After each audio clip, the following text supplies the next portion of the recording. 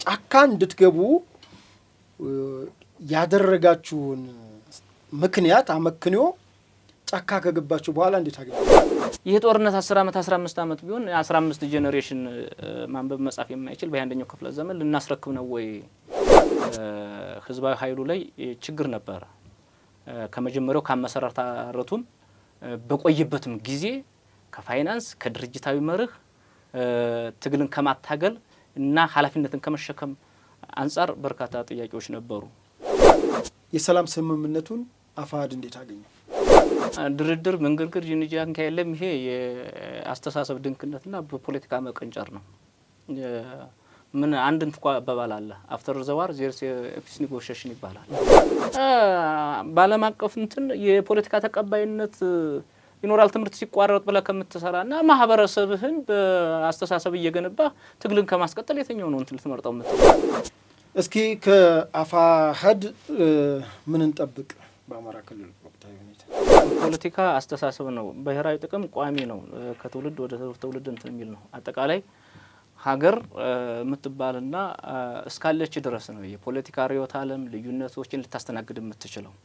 ሀገር ከፈረሰች አገሪቱ ብሔራዊ ጥቅሟ ቁልቁሊት ውስጥ ከወደቀና መኖር የማንችልበት ከሆነ ሁሉም ነገር ሜዳውም የለም ማለት ኳስ ለመጫወት ሜዳ ያስፈልጋል። ስለዚህ መጀመሪያ ሀገር መኖር አለባት ማለት ነው። እንደ አፋሕድም በወልቃይት ላይ ያላችሁ አቋም ምንድነው? እንደ ተቃውሞስ ምንድነው ያስተናገዳችሁ?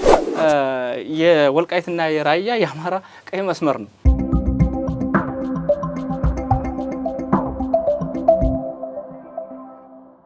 ሰላም ጤና ይስጥልን ውድ ሀቅና ሳቅ ሚዲያ ቤተሰቦች እንደምን አላችሁ? ዛሬ የሀቅና ሳቅ የሀቅ እንግዳ ይዘንላችሁ ቀርበናል። ዛሬ ይዘንላችሁ የቀረብነው እንግዳ እንደ እስከዛሬው ሳይሆን ከጦር ሜዳ ነው።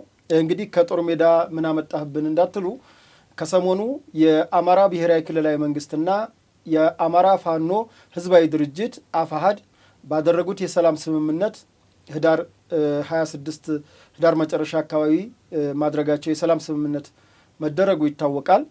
በዚህ ስምምነት ወቅት ከፍተኛ አመራሮች ከተፈራረሙት ማለት ነው አቶ ይታያል ጌታቸው የአፋሕድ ማህበራዊ ጉዳይ ኃላፊ፣ በአፋሕድ የጎጃም ፋኖ ደግሞ የህዝብ ግንኙነት ኃላፊ ናቸው። ዛሬ የሀቅና ሳቅ ስቱዲዮ የተገኙት እንግዲህ እንግዳችን ጋር የምናደርገው ሀቅን ፍለጋ ስለ ሀቅ እንነጋገራለን። ስለ አማራ ክልል ወቅታዊ በተለይ ከዚህ ከአማራ ክልል ግጭት ጋር በተያያዘ እነሱም እስከ ፈረሙበት ጊዜ በነበሩበት ወቅት ያሳለፉትን ነገሮች ሀቁን እናወጋለን። እኔም እንግዲህ እንደምታውቁት ያው ወደዚህ ወደ አዲስ አበባ ለክብር ለሽልማት ለክብር አባልነት እስከመጣሁ ነው እንጂ ከጥቅምት 15 በፊት እስከ 2018 አማራ ክልል ነበርኩ። እንግዲህ የጋራ የምናውቀውን እውነታ በጋራ ልናወራ ነው። እንግዲህ እንኳን በሰላም ወደ ስቱዲዮአችን መጡ። በመምጣቶት ደስ ብሎናል። እኔም ያለኝን ሀሳብ ለማህበረሰባችን እንዳካፍል ስለጋበዛችሁኝ በሚዲያው ስም ከልብ አመሰግናለሁ። እሺ እንግዲህ ያው እንግዲህ ስልጣኖትን ገልጫለሁ ብዬ አምናለሁ። መልካም እስኪ ለጨዋታችን እንግዲህ ብዙ ሀቆችን እናወራለን።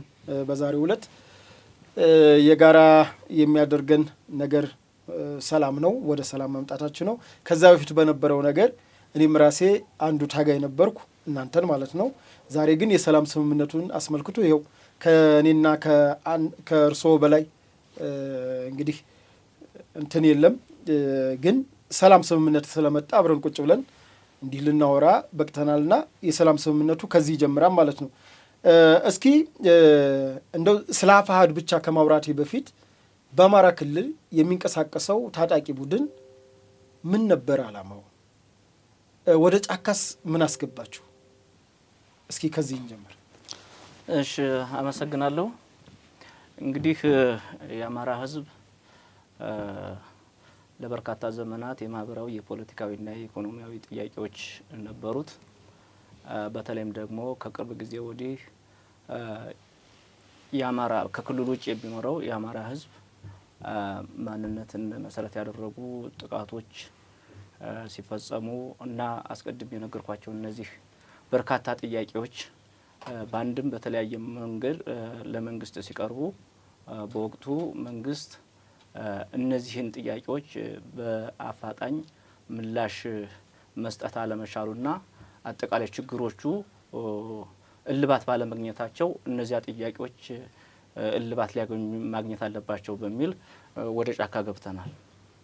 እሺ፣ ግን አሁን እዚህ ጋር አሁን የአማራ ህዝብ እንደ ችግር የመጣበት አሁን በለውጡ መንግስት ነው ወይስ በቀደመው ስርዓት ነው ብላችሁ ታምናላችሁ? በአጠቃላይ ነገርን ከምንጩ እንዲባል አጠቃላይ አሁን እስከዚህ ድረስ የአማራ ህዝብ የደረሰበት ምስቅልቅል ችግር ከለውጡ በፊት የመነጨው ነው። እንደሚታወቀው በተለይ እንግዲህ ይታወቃል ሁለቱን የጦርነቶች ፋሽስት ጣሊያን ኢትዮጵያን በወረረበት ሰዓት ላይ ለሁለት ጊዜ ሙሉ በተከታታይ የኢትዮጵያ አርበኛ መክቶ በተገቢው ተቀልብሶ የሀገሪቱን ክብር እና ሰንደቅ ዓላማን ከፍ ካደረጉ በኋላ በተለይ ቤንቶ ሙሶሊኒ በሮም አደባባይ እየተናገረው ነው። ያ ትርክት ያ እያደገ ከአዲስ አበባ ዩኒቨርሲቲ ጀምሮ ተጸንሶ እስከ ደደቢት ድረስ ሂዶ ያ ጥላቻ በሰነድ በማታጊያ በፖለቲካ ፕሮግራም እና በልዩ ልዩ ሁኔታዎችን አማራን እንደ በኢትዮጵያዊነቱ በነበረበት ዘመን እንደ ገፊ እንደ ጨቋይ ተደርጎ ያ እያደገ መጥቶ ከዛ በኋላም 83 በትረ ስልጣኑ ህወሓት ከተቆጣጠረ በኋላ ህግ መዋቅርና አሰራር ተዘጋጅቶለት ከዛ እያደገ የመጣ ነው። ምናልባት እኔ በጣም አንድ ሀሳብ መግለጽ የምፈልገው እንደው ስለዚህ ስለ አማራ ህዝብ ህወሓት 1993 ላይ የታተመ የወርቃ ዝምታ ታስታውሰዋለህ? አዎ፣ በተስፋዬ የተጻፈው። በተስፋዬ ገብረአብ። እኔ የሶስተኛ ክፍል ተማሪ ነበርኩኝ የዛን ጊዜ እና ውርዬና ቡቢ ከሚለው የማለ ህጻናት እንትን ጋር ያ መጽሐፍ አብሮ ይሰጠን ነበር። ማንበብ መጽሐፍ አስተካክለን ባንቻልንበት ሰዓት ላይ አሁን የገባኝ እና አጠቃላይ ያ ትርክት እያደገ መጥቶ ከዛ የመነጨ ነው አሁን ድረስ እየተንከባለለ የመጣው ማለት ነው። መልካም። አሁን የዛ ስርዓት ዳፋ ከሆነ የለውጡ መንግስት ደግሞ እንዳይረጋጋ ያ ያለፈው ስርዓት በተለይ በባለቤትነት ወያኔ ጁንታ እየሰራች ባለችበት ሁኔታ የአማራን ህዝብ መጀመሪያም ከፖለቲካም ከማህበራዊም ከኢኮኖሚም እንደተገለለ እየታወቀ በዛ ሸፍጠኛ ስርዓት በኋላም ለውጡን ለመቀልበስ ደግሞ መልሶ ራሱን ያንኑ ሲበድሉት የኖረውን ህዝብ የፖለቲካቸው መጫወቻ ሲያደርጉት አሁን ደግሞ ባለው በለውጡ መንግስት ተገፍተሃል፣ የሚያፈናቅልህ የለውጡ መንግስት ነው፣ በእነሱ አባባል ኦሮሞማው መንግስት ነው እያሉ ፕሮፓጋንዳ ሲሰሩ ይሄን እንዴት አታላላችሁ እናንተ? አስቀድሜ እንደነገርኩህ አጠቃላይ ይዘን የተነሳ ነው ይህ ነው። በኋላ ግን ትግሉ ሜዳው ላይ ባለበት ሰዓት በተለይ ህወሓት ራሱን ገምግሞ አጠቃላይ የፋኖ አስተላለፍን ያለበትን ሁኔታ ካየ በኋላ እጅ ካስገባበት በኋላ የመጣ ሁኔታ ነው። አሁን ይሄ ያለው ሁኔታ ላይ በመጀመሪያ ላይ በእርግጥ በስተጀርባ ኢኒሺዬቲቭ እና ሳቦታጅ እንዳለ ሆኖ በአጠቃላይ በነበረው ከህዝብ ጥያቄዎች የመነጩ ነበሩ።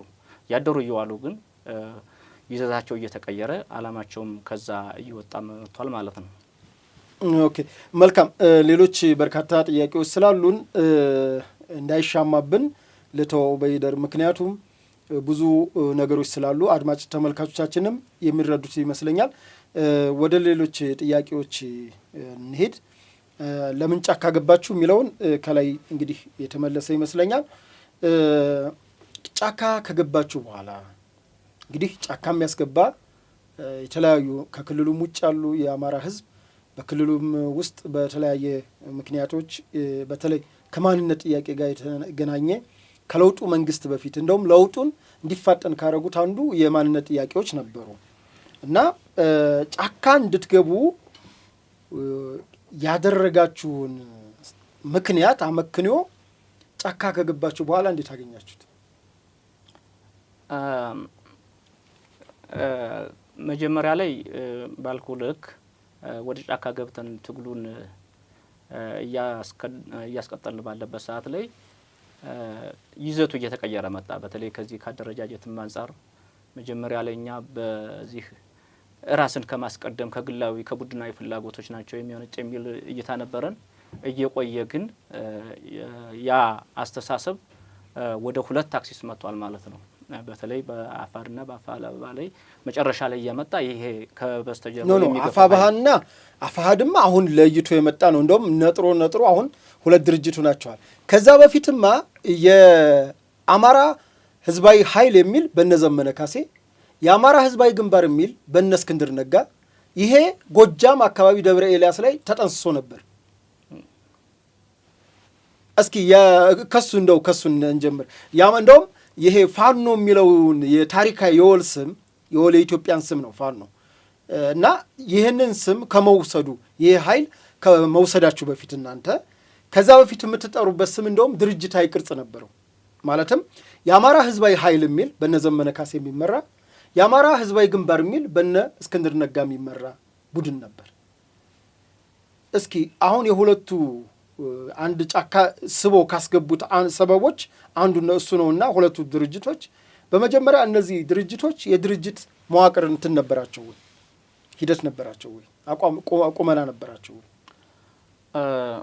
የአማራ ህዝባዊ ኃይል እንደምታውቀው በዚህ በጁንታ ጦርነት ላይ አካባቢ ላይ የተመሰረተ ነው።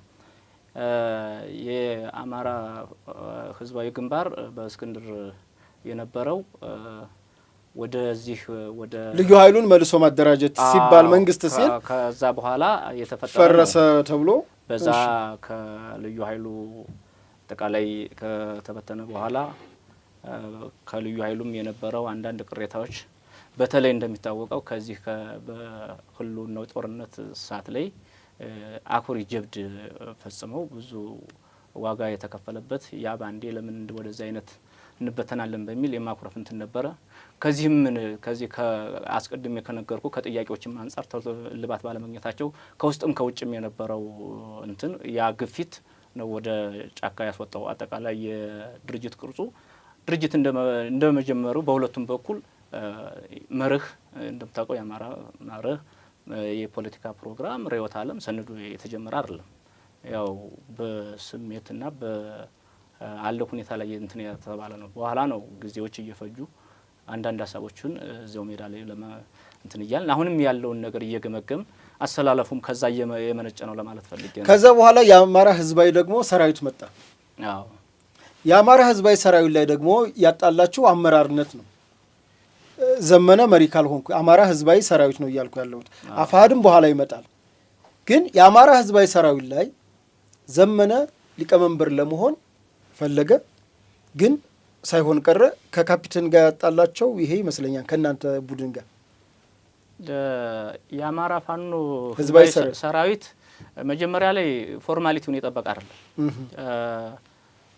እንዲሁ ተነጋገሩ በነ እስክንድርና በነ ዘመነ መካከል ላይ ውጭ ላለው እንትን እንደው አንድ ሆነናል የሚል ዝም ብሎ አፈጻጸም የሌለው ወደ አንድነት ያልመጣ የይስሙላ ነበረ።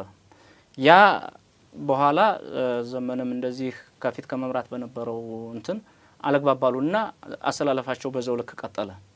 አሁን ይሄ ሁለቱ እንትን የመጣው መጨረሻ ላይ እንደ ድርጅት አንድ መሆን አለብን የሚል ከተነሳ በኋላ ነው። ታስታውሳለህ? ከዛሬ 2 ዓመት የካቲት ምናምን አካባቢ ላይ ጀምሮ ንግግሮች ተደርገው 2017 መጨረሻ አካባቢ ላይ 16 መጨረሻ አካባቢ ላይ ሐምሌ አካባቢ ላይ ወደ አንድ እንንጣ የሚል እንትን ካሉ በኋላ አሁን የምትለው ከፊት መምራት አለብኝ በሚል በዘመነ በኩል እሱ የአማራ ህዝባዊ ሰራዊት ሳይሆን የአማራ ህዝባዊ ይሄ አሁን መንግስት ጋር የተደራደረው አፋህር ነው። አፋህር ደግሞ የአቀራራቢ አሸመጋጋይ ተብለው አቀራራቢ ተብለው ከአሜሪካና ከኢትዮጵያ ካሉ ኃይሎች ጋር በጋራ በመሆን በተለይ በነሻለቃ ዳዊት አማካኝነት የአደራዳሪ አቀራራቢነት የመጣው አፋህር ነው ራሱ። አሁን ይሄ ከመንግስት ጋር የተደራደረው እነ ዘመነ የነበሩበት እነ ምሬ የነበሩበት አሁን በየክፍለ ስምምነቱን አፍርሰው ከወጡ በኋላ ያ የመጀመሪያ የነበረው 5-7 የሚባለው እሱ ነው። እስኪ እሱን ግለጽልኝ ስለሱ ምርጫ።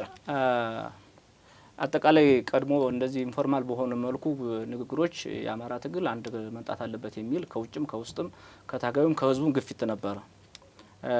ንግግሮች ሲደረጉ ቆዩና አጠቃላይ ወደ የተሻለ ደረጃ ላይ ሲደርሱ እነዚህ መርሆችን አጠቃላይ ህገ ደንብን እሱን ሁላ ነገር ድርጅት አስተያየምን አፋድ ዘመነ ነው መጀመሪያ ፕሮፖዛል ያቀረበው አማራ ፋኖ ህዝባዊ ድርጅት ይባል ተብሎ 2-3 ቀረቡ። በእነዚያ በኩል ከያንዳንዱ ተወክለው ነበረ።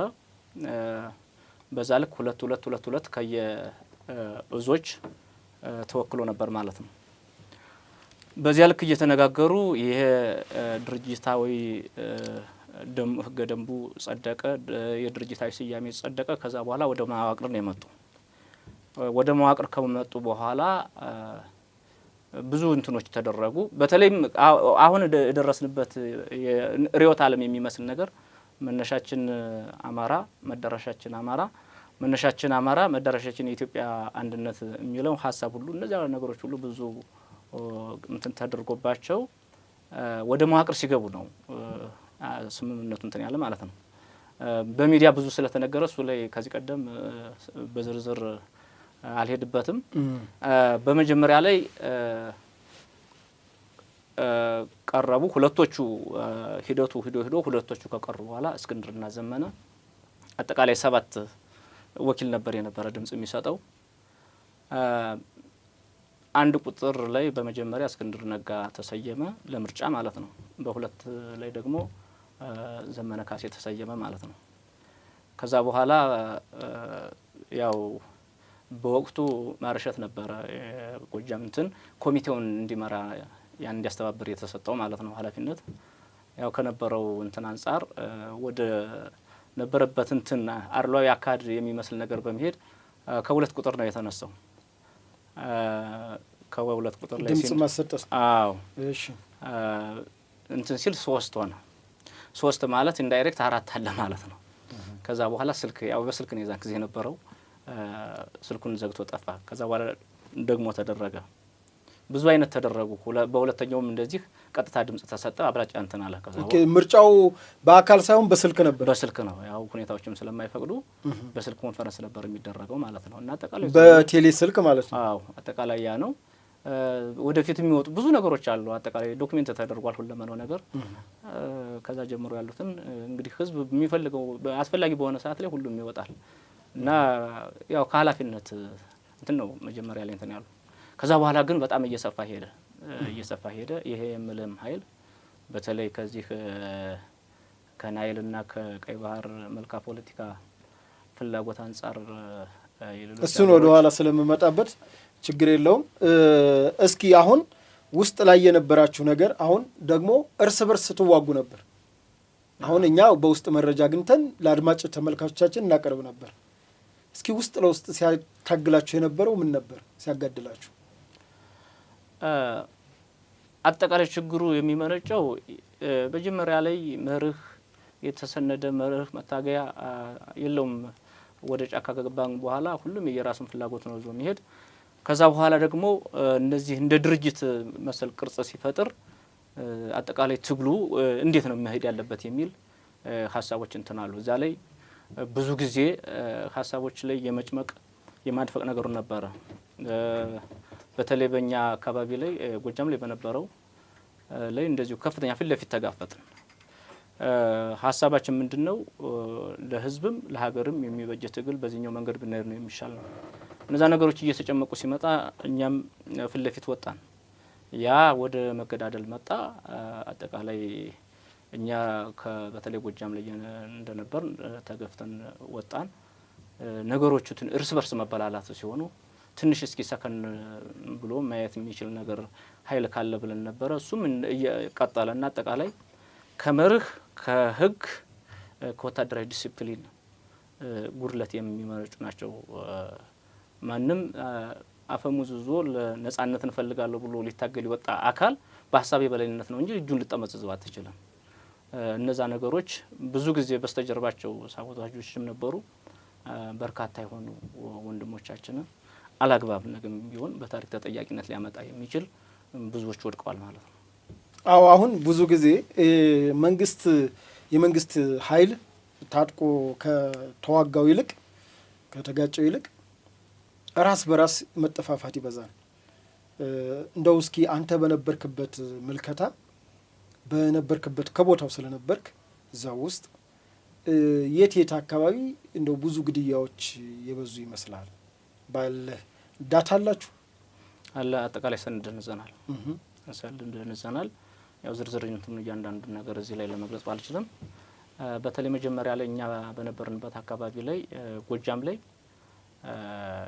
የዛን ጊዜ የአማራ ፋኖ ህዝባዊ ሰራዊት ነው ሁለቶች ስምምነት ያደረጉበትን ነው ዘን ይሄርንኛ እነዘመነ እንደገና ወደ ኋላ ተመልሰው ህዝባዊ ኃይል አሉ። ከዛ በኋላ ህዝባዊ ኃይል ተነሱና ከጎጃም ላይ ከነበረው እዝ ጋር አንድነት ሲፈጥሩ በርካታ ጥያቄዎችን አቅርበናል። ከዛ በፊት ህዝባዊ ኃይሉ ላይ ችግር ነበረ።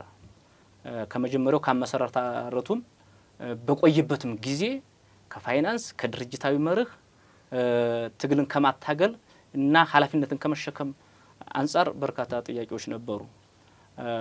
ስለዚህ ተገቢነት አይደለ የለውም። ህዝባዊ ኃይሉ ጥልቅ ግምገማ አድርጎ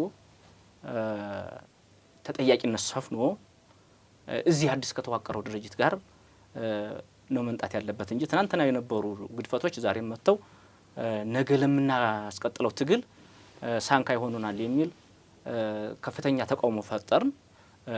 ሊሆን አልቻለም። ከዛ በኋላ ህዝባዊ ሰራዊቱን ይዘን እንደወጣን በአንድ ቀን 17 ነው በአማራ ፋኖ ህዝባዊ ኃይል ጎጃም እዝ ያ ህዝባዊ ኃይል ከመባሉ በፊት የአማራ ፋኖ በጎጃም ነው 17 ልጆች ናቸው በአንድ ቀን ወንድሞቻቸው ያንኑም በሽምግልና አትታኮሱ ተብሎ በሀገር ሽማግሌ እጃቸውን ከሰጡ በኋላ ሽማግሌዎች እያዩ ነው በ17 ሰው የተረሸነው ማለት ነው። በአማራ ፋኖ በጎጃም ጠንካራ ልጆች በመንግስት ኃላፊነትም የነበራቸው ወደ ትግሉ የገቡ ወታደራዊ ቁመናቸውም የተሻለ የሚባሉ ትግሉን የተሻለ ሊያስገዱ የሚችሉ ልጆች በአንድ ቀን 17 ወጥቷል። ከዛ በኋላ በርካታ አሉ በየቦታዎች አሁን በመረጃ ደረጃ ላይ ይሄን ነው የተዘጋጀ የተሰነደ መረጃ አለ። መልካም። ያው እንደው አንዳንዴ አሁን እናንተ መጣችሁ ከሰሞኑን የአማራ ክልል ደግሞ በተለያዩ አካባቢዎች ስብሰባ ይደረጋል። በእርግጥ አሁንም ጫካ ያለው ቡድን እና የተለያየ ዲያስፖራው አካባቢ ያለ አካል የህዝባዊ ስብሰባ የአማራ ክልልን ድራማ ነው፣ ውሸት ነው፣ ስማችንን እያጠፉ ነው ይላሉ። እንደው አሁን ባንተ ምልከታ እንደው ምልህ በየአዳራሹ የምንሰማቸው ጩኸቶች እዛ ጫካ በነበራችሁበት ጊዜ ያልተፈጸሙ ናቸው እየተወሩ ያሉት? አሁን ድራማ አለው እውነት? በጣም በርካታ ችግሮች ናቸው የተፈጠሩ። ይሄ ነገ ከነገ በኋላ ሁሉም ነገር መረጃው ግልጽ እየሆነ ስለሚመጣ ብዙ አይነት ግፎች ተፈጽመዋል። ቅድም እንዳልኩት ኃላፊነትን በማይመጥን ትግልም በማይመጥን አጠቃላይ ከአማራ ህዝብም ሞራልም ስነልቦናም ስብናም ከባህላችንም አንጻር ለአንድ አላማ ጫካ ላይ ወጥቶ አንድ ቀበሮ ጉድጓድ ላይ አብሮ የሚተኛን ወንድም በተለያዩ ማህበረሰቡ ላይም ከማህበረሰባዊ አስተዳደር አንጻር በርካታ የሆኑ ችግሮች አሉ። የሚታወቅ ነው። የመምህራኖች ጎጃም አካባቢ ላይ እየተደረጉ ስናወግዘው ነበረ። በተለያዩ ቦታዎች ላይ የሚደረጉ እገታዎች አጠቃላይ አንዱ የአማራ ህዝብ የኢኮኖሚ ጥያቄ ነው። በክልል ውስጥ የሚኖሩ ደግሞ የአማራ ተወላጆች ባለሀብቶች ተንቀሳቅሰው እንዳይሰሩ ብዙ በርካታ ሳንካዎች ተፈጥረዋል። እሱ ነገ ከነገ በኋላ ሁሉም ነገር እየጠራ ይመጣል። ኃላፊነቱን በዛ ልክ ይመጣል ማለት ነው።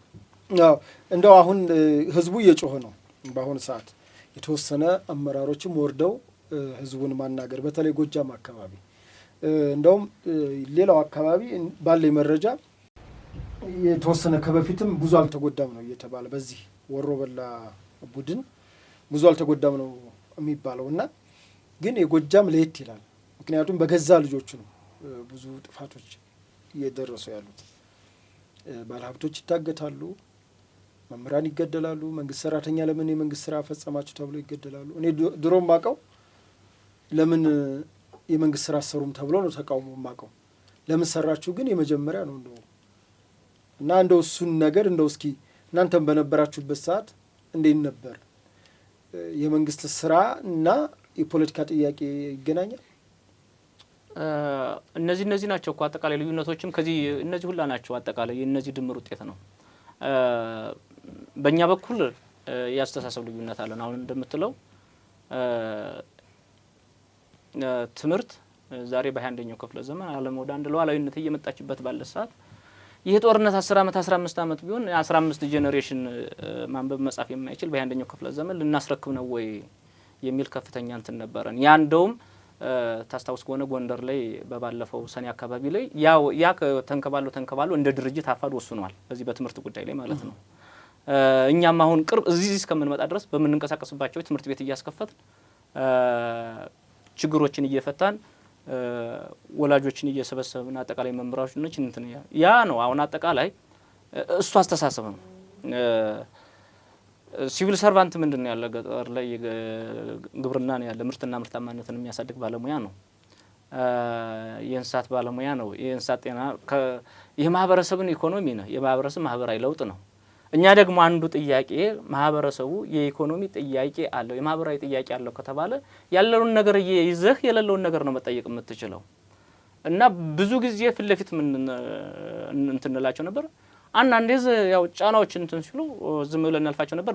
መጀመሪያ አካባቢ ላይ በተለይ ትምህርት እንደተቋረጠ ይጀምር የሚል ነበር። ከዛ በኋላ ግን ነገሮችን በቃ ፊት ለፊት እንትን ብለን ቅድም እንዳልኩ በፍጹም እንደዚህ አይነት እንትኖች መሄድ የለባቸውም። ማህበረሰቡ እንደ ህዝብ እየደቀቅን ነው ካሉብን ጥያቄዎች አንፃር ሁለተኛ ደግሞ ለህዝቡ ደግሞ ሁለተኛ ደግሞ ችግር ነገ የሚወልዱ ነው። ይሄ የትምህርት ጉዳይ ላይ ምናልባት ዛሬ አታየው ከዛሬ 12 ዓመት ምናምን ከዛ በኋላ ጄኔሬሽን ነው የምትመጣው የ60ዎቹ ትውልድ አሁን ያመጣውን ክፍተት ስለምታውቀው ማለት ነው። ስለዚህ ቆይቶ ነው እንትኑ የሚመጣ የዛሬ ስራ ውጤቱ በሂደት ነው ኋላ ላይ ነው እንትን የምትለውና ትንሽ ያሉትን ነገሮች ፊት ለፊት እንትንል ነበር። ያው ትንሽ ሆይ አለ እንደዚህ ደመነፍሳዊ የሆኑ እንትኖች አሉ። ባለም አቀፍ እንትን የፖለቲካ ተቀባይነት ይኖራል ትምህርት ሲቋረጥ ብለ ከምትሰራና ማህበረሰብህን በአስተሳሰብ እየገነባ ትግልን ከማስቀጠል የትኛው ነው እንትን ልትመርጠው የምትችለው? እና በአጠቃላይ እነዛ ችግሮችን ፊት ለፊት እኛም ደስ የሚለን ነገም ለታሪክ ሁሉም እንትን በሚልበት ሰዓት ላይ ፊት ለፊት ተጋፍጠን ይወጣን ከዚህ ሁሉ አጠቃላይ ከማህበረሰባዊ አስተዳደር ከፊት ለፊት ዘናቸው ወጣናቸው ጥያቄዎች ናቸው። እነዛም እያደጉ ሲመጡ አሁን በኋላ ምናልባት የምንመለስበት እዚህ ድርድሩም ድረስ ይሄዱ እነዛ ተነበው ነው አጠቃላይ ያለው ድቀት። መልካም ውድ የሀቅና ሳቅ ሚዲያ ቤተሰቦች እየተከታተላችሁ የሚገኘው ሀቅና ሳቅ የሀቅ እንግዳ ነው። የሀቅ እንግዳችን ከዚህ ከአዲስ አበባ ከሚገኘው ስቱዲዮአችን የቀድሞ የአፋሃድ ስራ አስፈጻሚ እንዲሁም የአፋሃድ በጎጃም የህዝብ ግንኙነት በአፋር ደግሞ የማህበራዊ ጉዳይ ኃላፊ የሆኑትን ይታያል ጌታቸውን እዚህ ስቱዲዮአችን ጋብዘን ቃለ መጠይቅ እያደረግን እንገኛለን። ፕሮግራሙን ላይክ፣ ሼር፣ ሰብስክራይብ አድርጉ። የደወል ምልክቷን መጫናችሁን አዘንጉ። ምንጊዜም የደወል ምልክቱን ስትጫኑ ፕሮግራሙ ወደ እናንተ እንዲደርስ ያግዛችኋልና ሀቅና ሳቅን ላይክ፣ ሼር አድርጉ። ብዙ ቁም ነገሮችን ታገኛላችሁ። ከግንባር እስከ ስቱዲዮ ይዘንላችሁ እንድንቀርብ ደግሞ አበረታቱን፣ ፕሮግራማችንን ደግፉ፣ ኮሜንት ስጡን። በኢትዮጵያ ጨዋነት በአቀራረባችን ይዘት ፕሮግራማችንን እንግዲህ ታችሁም ድጋፍም አድርጉ እንላለን። ሚዲያው ነጻነት አለው። እናንተም መታችሁ እንግዳ መሆን ትችላላችሁ። ሀሳብ አለኝ የሚል በተለይ ከምርጫ 2018 አስመልክቶ የፖለቲካ ፓርቲዎች ይህ ስቱዲዮ ለእናንተ ክፍት ነው። ሀሳብ አለኝ የሚል እዚህ መምጣት ይችላል እና በዋትስአፕ እንዲሁም በተለያዩ መገናኛ ዘዴዎቻችን እኛን ሀቅና ሳቆችን ማግኘት ትችላላችሁ። ወደ እንግዳይ ጥያቄ ልውሰድ። እንግዲህ ሚዲያችን ያው መነሻችንም መድረሻችንም ኢትዮጵያ ነው። ለኛ መገለጫችን ኢትዮጵያዊነት ነው። ለኢትዮጵያ ሰላም፣ ለኢትዮጵያ ብሔራዊ ጥቅም ተክተን እንሰራለን ነው የምንለው። እንግዲህ እናንተም ወደ ሰላም ስመጡ ደስ ብሎን ስቱዲዮአችን ድረስ የገበዝ ነው እንዳንድ ኢትዮጵያዊ እንዳንድ የሀገር ልጅ ያው ለሰላም እስከመጣችሁ ድረስ ሰላም ከሰላም ሁሉም ነገር ይገኛል። ከሰላም የማይገኝ ከሰላም ትርፍ እንጂ ኪሳራ የለም። ቢያንስ የሰው ልጅ ነፍሱን ያተርፋል በቀላሉ ሀሳብም ቢሆን በጠረጴዛ ዙሪያ መሸጥ ይቻላል። እንደው እስኪ ስለ ሰላም ካነሳን ወደ ሰላም ድርድር ስትመጡ ብዙ ጊዜ መደራደር በኢትዮጵያኖች ባህል ያዘው በለው ቁረጠው ፍለጠው እንጂ ለሰላም ተቀመጡ ሲባል እንደተሸነፉ ይሳላል። ህዝባችሁን እንዴት አገኛችሁት? መቼም የሚደግፋችሁ ህዝብ አለ፣ ከኋላ ደግሞ ሰራዊት አላችሁ። የሰላም ስምምነቱን አፋሕድ እንዴት አገኘ?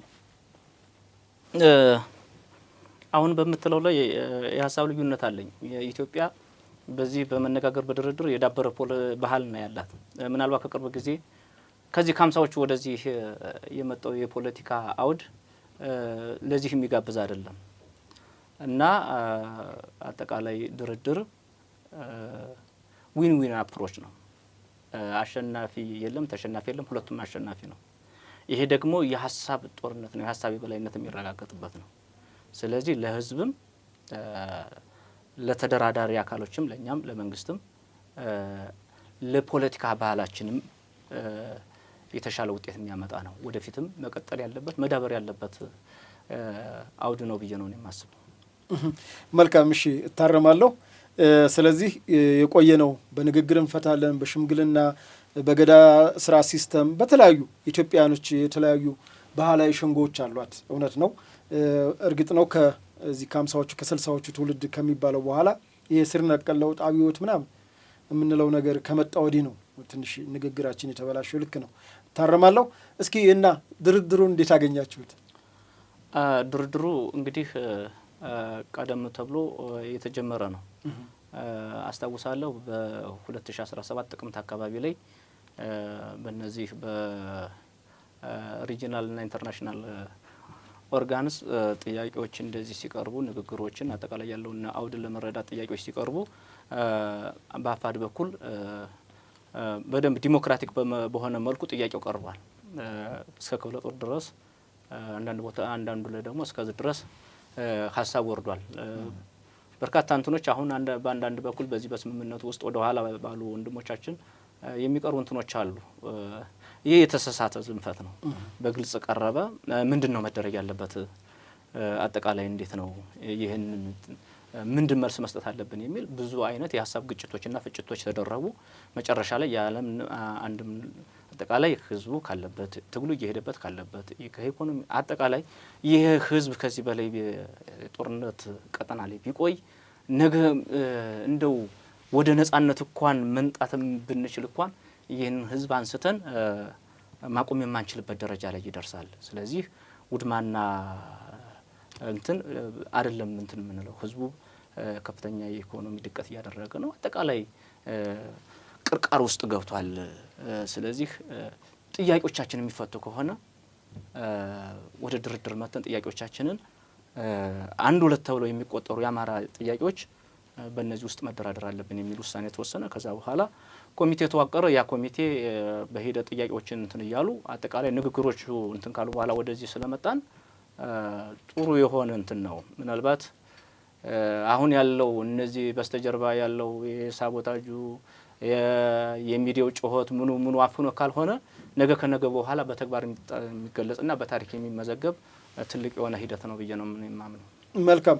እስኪ አሁን መቼም ሂዶ ሰው ይሸመጋገላል፣ ተጋጭቶም ይታረቃል። ዞሮ ድርድር ደግሞ ሲባል ሰጥቶ መቀበል ነው። አንዳንድ ሰዎች አሉ የብልጥ ልጅ አይነት ነገር፣ ይሄንም ይዤ ያንንም አንጣ አይነት ነገር አለ። ይሄ ደግሞ አያስኬድም።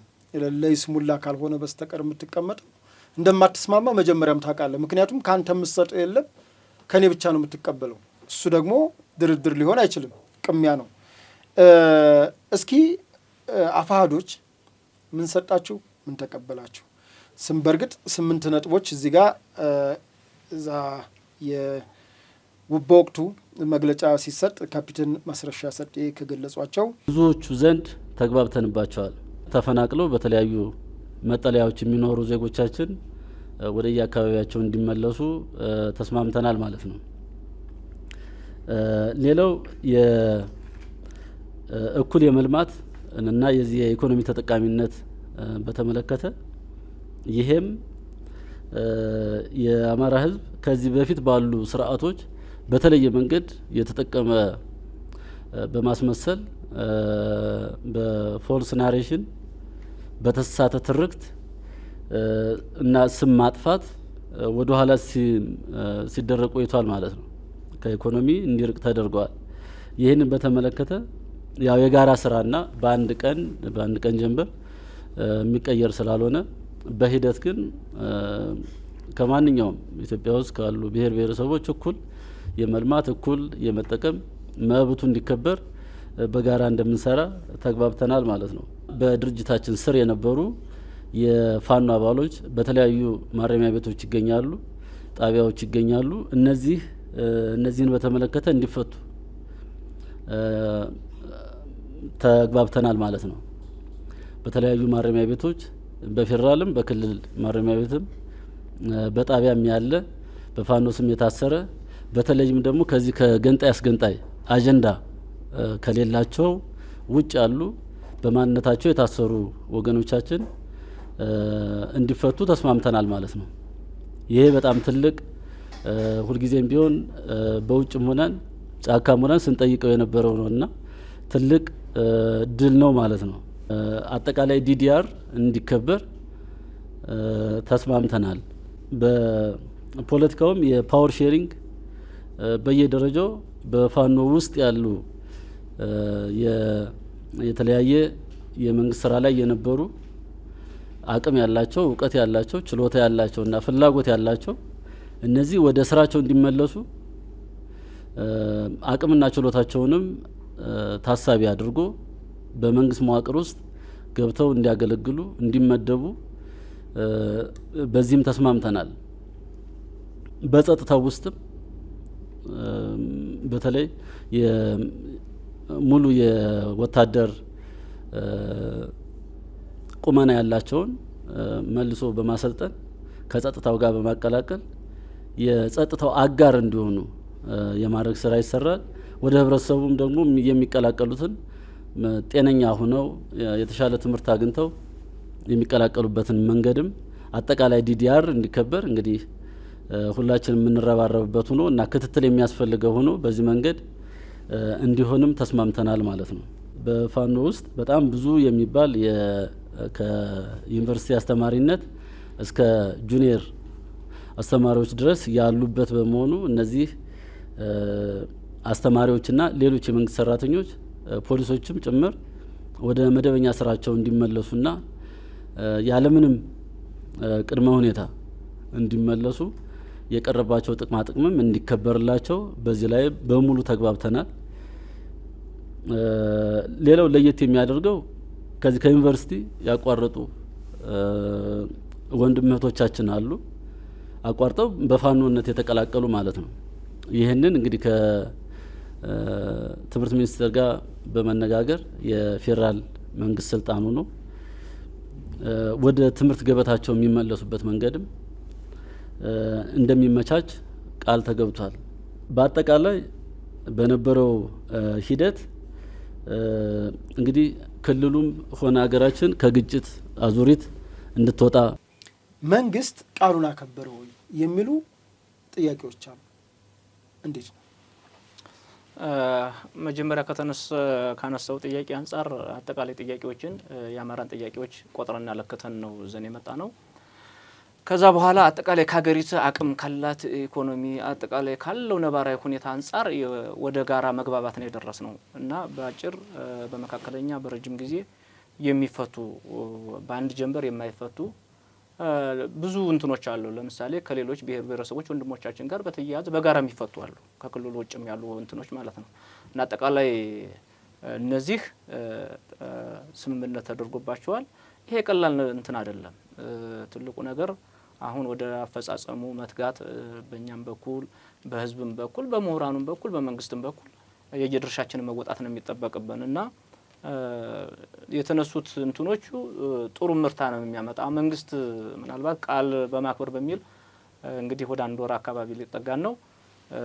ኢንፎርማል የሆኑ ንግግሮችን በተለያዩ እንትኖች እናደርጋለን። አንደኛ ሰራዊቱም ከበረሃ ከጫካ የተጎዳ ሰራዊት ስለሆነ ትንሽ እፎይታ ጊዜ ማግኘት አለባቸው። የዝግጅት ምዕራፍም አስፈላጊ በመሆኑ በዛ ደረጃ ላይ ነው አሁን ያለው። ዝግጅት ምዕራፍ ነው። እነዚህን ስምምነቶችን አጠቃላይ ወደ ተግባር መሬት ላይ አውርዶ በመስራት በኩል ገና አልተጀመሩም። በዚህ ደረጃ ላይ ነው ያለው። መልካም። እስኪ አሁን ብዙ ጊዜ ድርድር ሲባል አንዳንድ አካላት በጫካ ያሉ ድርድር ምንግርግር እያሉ ድርድርን ያጣጥላሉ። በስም መጥቀስ ካስፈለገ ዘመነ ካሴ፣ እኔ ባለኝ መረጃ እናንተም ባላችሁ አፋሕድን ለመመስረት በተደረገው ጥረት አፈንግጠው የወጡ አካላት በየቡድናቸው ተቧድነው በየአካባቢያቸው ከተቀመጡ በኋላ አፋሕድ የሚባል ወደ ሱዳን ጠረፍ ሂደው የመሰረቱት ድርጅት አለ። እሱ ላይ እንዴት ነው ድርጅት ነው ብለን እንላለን? ማለት እንግዲህ የድርጅት ቁመና ያለው አይመስልም። ምክንያቱም አሁን አፋሕድን ድርጅት የሚያስብለው ሰብሳቢ የሚል ነገር አለው፣ ህዝብ ግንኙነት አለው፣ ማህበራዊ ጉዳይ ምናምን። እርስዎን አሁን ብንወስድ ማህበራዊ ጉዳይ ኃላፊ ነዎት በአፋሕድ። በራስዎ ድርጅት ደግሞ በእናት ድርጅት ደግሞ የጎጃም ጠቅላይ ግዛት የፋኖ የህዝብ ግንኙነት ኃላፊ ነዎት። አፋብኃ ላይ እሱ ነገር አይታይም እና ብዙ ሰዎች የሚሉት አፋብኃዎች ሀሳብ አደራጅተው ማቅረብ ስላልቻሉ ነው እንጂ የመደራደር የግለሰብ ፍላጎት ከሁሉም አካል እንዳለ ነው ከውስጥ የሚወጣው መረጃ። ድርድር ምንግርግር ጅንጃንካ የለም። ይሄ የአስተሳሰብ ድንክነትና በፖለቲካ መቀንጨር ነው። ምን አንድ እንኳ አባባል አለ፣ አፍተር ዘ ዋር ዜርስ ፒስ ኔጎሽዬሽን ይባላል። ድርድር ይቀጥላል። ልክ ነው። ስለዚህ አያስከድም። ይሄንን ብዙም ማብራራት የማይጠበቅብኝ። በድርጅት በኩል አንድ ድርጅት አይደለም ነፍጥ የያዘ የአንድ ትልቅ ህዝብ አብዮት አላማ የሱን እጅን ታገላለሁ የሚል አካል ቀርቶ እድር ሰንበቴ ሰብሳቢ ያለው አንድ ውይይት ለማድረግ አንድ ሰብሳቢ ነው፣ ሁሉም አይናገር መርህ አለው። በታችኛው እንኳን እንትን ስናይ እና ከመርህም ከድርጅታዊ መርህ ከአሰራርም የሚያስከድ አይደለም። በዚህ በሀሳቡ በኩል አጠቃላይ በሰራዊቱ አሁን ሁሉም ዓለም ወደ ሉዓላዊነት የመጣችበት ነው። መረጃው ሁሉም እንትን ነው፣ የነቃ ነው። ሰራዊቱም ድርድር ይፈልጋል። ጥያቄዎችን ነው እንጂ እዛ የአማራ ጥያቄ መልስ እስካገኘ ድረስ ጫካ ገብቶ ትግል ላይ ተቸግሮ ነፍጥ አንግቦ መኖር አይፈልግም። በርካታ እንትኖች አሉ። አሁን ከዚህ በዚህ በኩል የሚጠበቀው ምንድነው? መንግስት ፊዚብል የሆኑ ነገሮችን የሚታዩ ነገሮችን ከዚህ ካደረግናቸው ድርድሮችም አጠቃላይ ከህዝቡም ከሚያነሳው ጥያቄም አንጻር የሚታዩ ሁኔታዎችን እያስቀመጠ ቢሄድ ልክ በተግባር የምናየው ነው የሚሆነው። አብዛኛው ሰራዊቱ በዚህ ልክ እኔ በመለ ልክ ወደ ድርድሩ የመንጣት ፍላጎት ነው ያለው። የጥቂት ሰዎች ከላይ ሞኖፖል አድርገው ሌላውን ጨምቀው የሚናገሩት እንትን ትግሉ ላይ ግን መሰረቱ ሜዳው ላይ በዛ ልክ አይደለም። እስኪ እንደው አሁን ጎጃም ላይ ብዙ ጊዜ እንግዲህ አስረስ ማረዳምጤን ጨምሮ ማርሸት ፀሐዬ እንዲሁም ራሱ ዘመነ ካሴን ጨምሮ ጎጃም የኛ ግዛት እንጂ በጎጃም ሌላ አደረጃጀት ቢኖር በሰዓት አቃጥላለሁ እስከሚል በአንድ ወቅት የደረሰበት ነው። እናንተ ጎጃም አይደላችሁ? አያስከድም እኮ ቅድም እንዳልኩ ነው። የማያስከድ እንትን ነው። ጎጃምን የሰሩት እንትን የሚሉት ሳምባውም እስትንፋሱም አጠቃላይ ሁለንተ ነው እነሱ አይደለም። ሁሉም በአማራነቱም እንደ እንትንም ደግሞ እንደ ትግል መነሻም ካነሳ ነው ጎጃም ላይ ያለው አካል ዋጋ እየከፈልኩ ነው፣ እኔ ለህዝብ ዋጋ እየከፈልኩ ነው። ስለዚህ እሱ ከልሎ ሊሰጠኝ ወይም እንትን ሊለኝ የሚችል አይደለም። ተፈጥሯዊ መብቴም ነው ጎጃም እስከመወለድ ድረስ እና አጠቃላይ ይሄ የማያስቀድ ደመነፍስ የሆነ እንቅስቃሴ በመሆኑ በርካታ ችግሮችም እንትን ያሉ ከዚህ ሀሳብ የመነጨ ነው። እርስ በርስ መገዳደሉም አጠቃላይ ላለውም ለህዝቡም የደረሰበት አጠቃላይ ጦስ ከዚህ አስተሳሰብ ነው። ስለዚህ ለዘመን የተሰጠች ምድር አይደለችም ጎጃም። እኔም ጎጃሜ ነኝ። ሌላውም በርካታ ጀግኖች በአስተሳሰብም በነፍጥም የተሻለ ከነሱ መራመድ የሚችሉ ምናልባት ይሄ የሚዲያውን አጠቃላይ እንትን ያለው ትንሽ አንዱ ላይ ብቻ ዝም ብሎ እንትን ማለት እንጂ ጠንካራ እንትን አለ። ትግሉም ከዛ በላይ መሬትንም አንብቦ አጠቃላይ የ21ኛውን ክፍለ ዘመን የፖለቲካ የቀጠናውን የዓለምን ፖለቲካ ተንትኖ የሚረዳ አካል አለ። በዚህ ልክ ማንም ሊያስተናግድ እንደዚህ አይነት አስተሳሰቦችን ሊያስተናግድ የሚችልበት ነገር የለም። እስኪ እንግዲህ ብዙ ጥያቄዎች አሉን። በእርግጥ እስኪ ፊትና ኋላ እንዳላረጋቸው እንትን ስላልኩ ነው። ይታያል አንተ በሰሜኑ ጦርነት ወቅት ጁንታን ከተዋጉት ከጎጃም አካባቢ ልጆች አንዱ ነህ። በዛን ወቅት ጓዶቼ ከፊትህ ተሰውተዋል፣ አንተም ቆስለሃል። አሁን ከወያኔ ጋር እሰራለሁ ማለት ምን ማለት ነው? እንደ አጠቃላይ እንደ ህዝብ ጥያቄ ስታየው ቅድም መጀመሪያ ላይ የጠቀስኩት ሀሳብ ነው። አጠቃላይ አማራ ለደረሰበት ሁለንተናዊ ጥቃትና ለገባበት ቅርቃር ከህወሓት የሚመነጭ ነው። እንደ ህዝብ ከህወሓት ጋር እንደ ፋኖም ተሰልፈን ልናመጣው ለአማራ ህዝብ ልናመጣለት ቅንጣት ያህል ጥቅም አይኖርም። በተግባር ታይተዋል። ቀደምም በ27 ዓመት የደረሰበትን የምታውቀው ነው። ከዛ በኋላም ደግሞ በተለይ በዚህ በህልውናው ጦርነት የመጀመሪያውን እንትን የአማራ ህዝብ የደረሰበት የኢኮኖሚ አጠቃላይ እንትን የምታስታውሰው ነው። የአማራ ህዝብ ትልቁን እንትን ወስዶ አጠቃላይ ይህን ኃይል ጠንቅቆ ስለሚያውቅ ከመነሻውም ስሪቱንም ባህሪውንም ስለሚያውቅ በልኩ ታግሎ አሸንፏል ማለት ነው። እንደ እንትን ስትመጣ የተለየ ፔን አለው። እኔ አንድ ውጊያ ላይ 17 ጓደኞች ነው እኔ ስቲል አሁን 2 ዓመት ጫካ ያስኩት ጥይት ተሸክሜ ነው የምንቀሳቀሰው ማለት ነው። 17 ጓደኞች ሻምበል መሪ ጌትነት አያለው የሚባል ሻምበል መሪ ጀግና የነበረ በደርግም ከዛም በኋላ ደግሞ በአጠቃላይ እስከ ቅርብ ድረስ ለረጅም ዘመናት በሚሊተሪ የቆየ ትልልቅ ወታደራዊ ልምዶች የነበሩት እነዛን ጓዶችን ጥዬ ነው የመጣው። ለእኔ የተለየ ፔን አለኝ። እስከ መጨረሻውም አቋሜ ነው። በተለይ አጠቃላይ በነበረውም በአቋም እስከዚህ እስከመጣንበት ድረስ ረግጠን ከህወሓት ጋር ተሰልፈን ለአማራ ህዝብም ለሀገሪትም የምናመጣው ጥቅም የለም የሚል አቋም አለን። ደግሞ ትክክል ነው እምነታችንም ነው። ስለዚህ አንዳንድ የሞኝ ጥያቄዎች አሉ። ይህንን እንትን መንግስት እስከምንጥል ድረስ ከህወሓት ጋር ብንሰራ ምንም አይደለም። ህወሓት በመሰረቱ አንድ ነገር ሰው ያልተረዳው አሁን ያለው አሰላለፍ ደግሞ 83 ከመጣበት በፊት የከፋ ጥያቄ ነው። የመገንጠል ነው። የሀገሪቱን ህልውና ነው።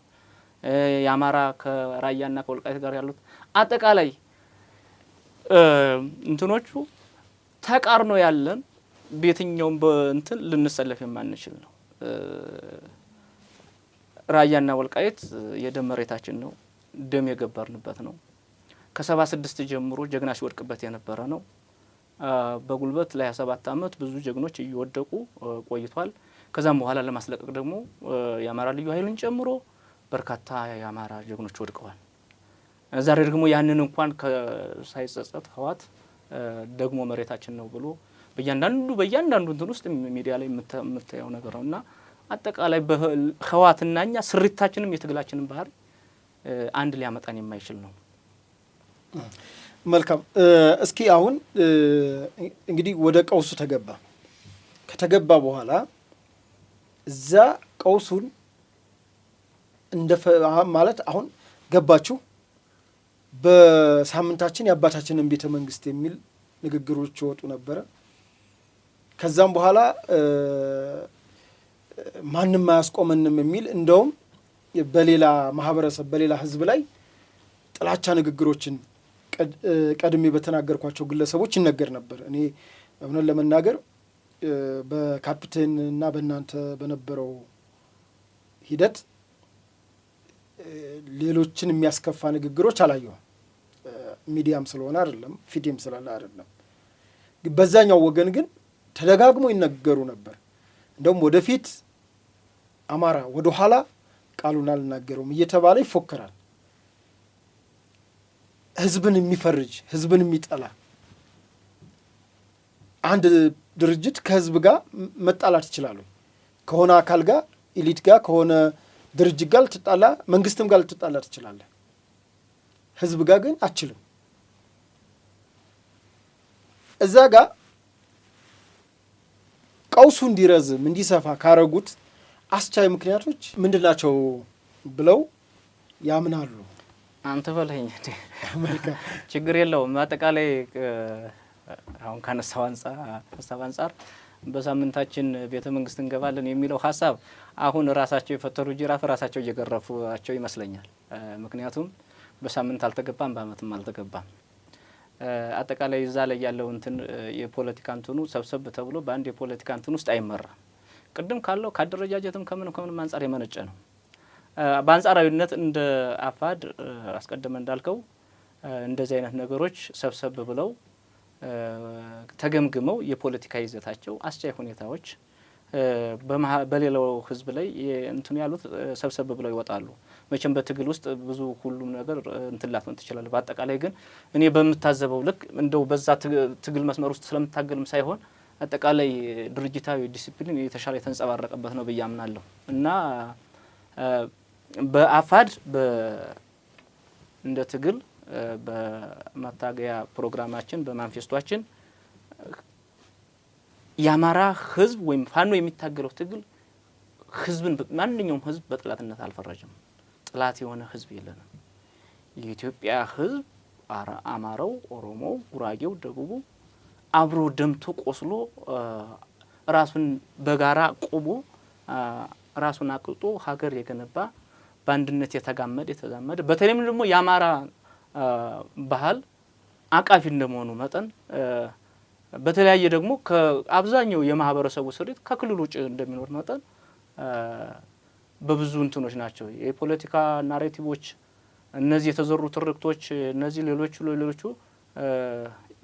በተወሰነ ኃይል የሚፈጠር እንጂ ኦሮሞና አማራው ዛሬም አንድ ነው። ነገም አንችልምም ደግሞ የፈለገውን ትርክት ብትሰራ ይሄ ሀገረ መንግስቷ ከተዋቀረ ጀምሮ እስካሁን ያለው አብሮነት ህያው ምስክር ስለሆነ በደምና ባጥንት የተሳሰረ ስለሆነ የሚያስችልም አይደለም፣ አያስከድም፣ የፖለቲካ አውድም አይደለም። እንደው ግን እዛ ውስጥ አሁን ቀኝ የሚባሉ አሉ፣ ሻዕቢያ አለ፣ ወያኔ አለች፣ ግብጽ አለች። ቅድም ካነሳቸው የናይልና የቀይ ባህር ደግሞ ጉዳዮች አሉ። አንዱ አማራ ክልል ሲቃወስ እንደ ኢትዮጵያ እንዳናስብ የሚያደርግ ኢትዮጵያ በውስጥ ጉዳዋ እንድትታሰር እናንተን መጠቀም ያላረጓችሁ? አዎ፣ አጠቃላይ ይሄ ያለው በሀገሪቱ እንዳጠቃላይ የውስጥ አንድነቷ መናጋቷ እንደ ምቹ አጋጣሚ ቅድም እንዳልኩት ከዚህ ከናይልና ከቀይ ባህር መልክዓ ፖለቲካ አንጻር ምቹ ሁኔታዎችና ጊዜዎችን በመጠቀም እዚህ ትግል ውስጥ ማስገብተው አጠቃላይ የሀገሪቱን ብሔራዊ ጥቅምና ሉዓላዊ የግዛት አንድነት የሚጻረር በርካታ እንቅስቃሴዎች አሉ። በአፋድ በኩል አንዱ መርሃችን የአማራ ትግል በኢትዮጵያ ሉዓላዊ ግዛት ሉዓላዊነት የግዛት አንድነትና ብሔራዊ ጥቅም ስር ነው መርሃችን ማለት ነው።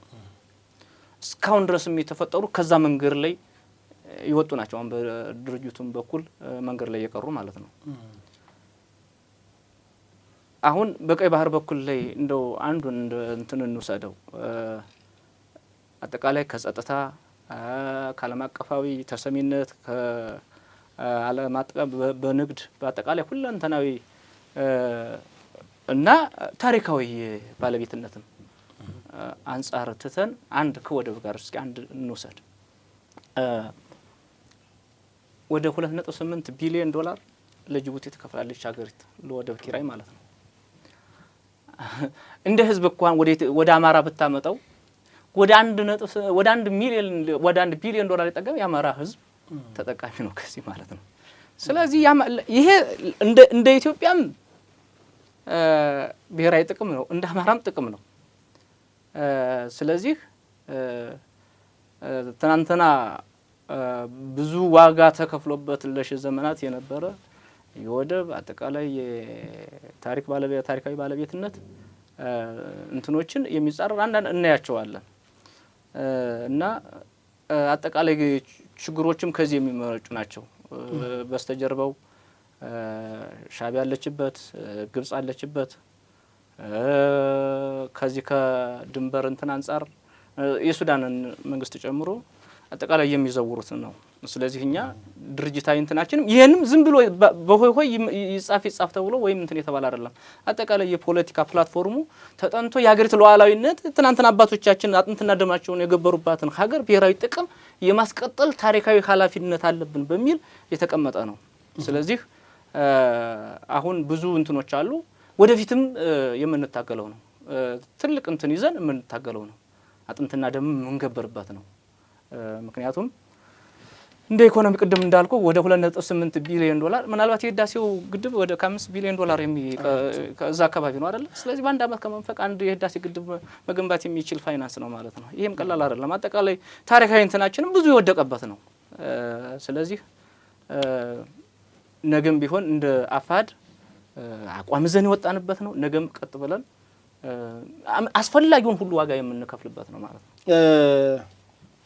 እንግዲህ አፋሕድ በዚህ ልክ ሳቤ ካለው በዚህ ልክ አቋም ካለው ያው ብዙ ሰዎች ለምን ጠመንጃ ነሳ ይላሉ። ማለት አሁኑ ድርድር ነፍስ ሳይዋደቅ ማድረግ አይቻልም ነበር ወይ? ይቻል ነበር። ይህን ድርሻ ሁለቱም አካል የሚወስድ ነው። በመንግስት በኩልም በእኛም በኩል ማለት ነው። በእኛ በኩል አብዛኛው ሰብሰብ ብሎ ድርጅታዊ ቅርጽ ለመያዝ የፈጀው ጊዜም ከዛ በኋላ ማስተሳሰቡን ወደ አንድ ቃይቶ ለማንጣት የፈጀው ጊዜ እሱ ተጽዕኖ እንዳለ ሆኖ መንግስትም ደግሞ ቶሎ ብሎ አጠቃላይ ዛሬ የተደረገውን ስምምነት ይሄ ችግር እንትን በማለት ብዙ ሆነ አጠቃላይ በሁለቱም ወገን ያለው ደም መፋሰስ ህዝቡም ይሄን ያህል ድቀት ሳይደርስበት መታደግ ይቻል ነበር። ዘግይቷል፣ ግን ዛሬም ደግሞ አልመሸም ማለት ነው። መልካም። እስኪ አፋሕድ በእርግጥ አሁን ከላይ ገልጸልኛል። ከብሔራዊ ጥቅም አኳያ እንዴት ነው አፋሕድ ብሔራዊ ጥቅምና ፖለቲካ እንዴት ያው? ፖለቲካ አስተሳሰብ ነው። ብሔራዊ ጥቅም ቋሚ ነው። ከትውልድ ወደ ትውልድ እንትን የሚል ነው። አጠቃላይ ሀገር የምትባልና እስካለች ድረስ ነው የፖለቲካ ርዕዮተ ዓለም ልዩነቶችን ልታስተናግድ የምትችለው። ሀገር ከፈረሰች አገሪቱ ብሔራዊ ጥቅሟ ቁልቁሊት ውስጥ ከወደቀና መኖር የማንችልበት ከሆነ ሁሉም ነገር ሜዳውም የለም ማለት ኳስ ለመጫወት ሜዳ ያስፈልጋል። ስለዚህ መጀመሪያ ሀገር መኖር አለባት ማለት ነው። መልካም። እስኪ አሁን ሰሞኑን ያው የሰላም ስምምነቱን እናንተና መንግስት ካደረጋችሁ በኋላ የሰላም ስምምነቱ አካል ያልሆኑት በዛኛው ወገን ያሉ በተለያየ አካባቢ ያሉ ታጣቂዎች እየገቡ ነው ወደ ሰላም። ያ የእናንተ መስማማት ለዚህ ውጤት አለው ብለው ያምናሉ? ምንም ጥያቄ የለውም። አጠቃላይ አስቀድሜ እንደነገርኩ ሰራዊቱም ይፈልገው ነው። ምክንያቱም አብሮት ነው የሚውል ከህዝቡ ጋር ከማህበረሰቡ ጋር እለት ከእለት የሚደርሰውን አጠቃላይ እንትኑ እያነበበ የመጣ ስለሆነ በእኛ በኩልም ያለው በዛኛው በአፋባ በዛኛው አሰላለፍም በኩል ያለው አጠቃላይ የሚቀበለው ሀሳብ ነው። ገዢ ሀሳብ ነው። የፖለቲካ ብስለትም ነው። ኤግዚት ስትራቴጂም ነው። በአንድ መንገድ ሂደህ ያ ውጤት ወደሚያስቀጥል ከሆነ ፕላን ቢ እንትን ብለህ ኤግዚት ስትራቴጂ መንደፍ ደግሞ የፖለቲካ ብልጠት ነው ብዬ ነው የማስበው። መልካም። እስኪ አሁን ብዙ ሰዎች ምን ይላሉ? አሁን የተደረገው የሰላም ስምምነት የውሸት ነው። አንደኛ መንግስትም ከባህሪው አንጻር አይታመንም። ሁለተኛ ስምምነት የሚያደረጉት አካላት ሰራዊት የላችሁም ነው የምትባሉት። እስካሁን ባለን ስታቲስቲካል መረጃ እስከ ወደ 5000 የሚጠጋ ሰራዊት የስምምነት ከተደረገ ጀምሮ ወደ ሰላም አማራጭ መጥቷል ማለት ነው። ቅድም እንዳልኩ አንዳንድ ፊዚብል የሆኑ ነገሮች የሚፈልግ በዝግጅት ምዕራፍ ላይ በሂደት ላይ ያለ ደግሞ በርካታ እንትን አለ። ስለዚህ ይሄንን ከደህንነትም አንጻር ከሰራዊትም አንጻር በዝርዝር አንሄድበትም። በአጠቃላይ ትልቅ የሆነ ሰራዊት አለን። ሀሳባችንም ገዥ ነው። ስለዚህ ሰራዊት አለን እያላችሁ ነው? በርካታ የሆነ ሰራዊት አለን። አሁን እኮ ወደ 5000 የሚጠጋ ሰራዊት ነው አይደለ? በዚህ አንድ ወር ውስጥ የሰጠ ይሄ በአንድም በሌላም በኩል በእኛ አደረጃጀት ነው።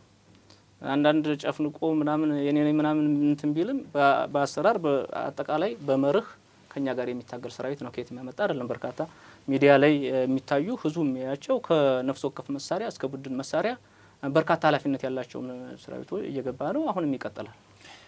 እስኪ ከአፋሕድ ምን እንጠብቅ? በአማራ ክልል ወቅታዊ ሁኔታ እንግዲህ አፋሕድ አሁንም ትልቅ ኃላፊነት ነው ያለው።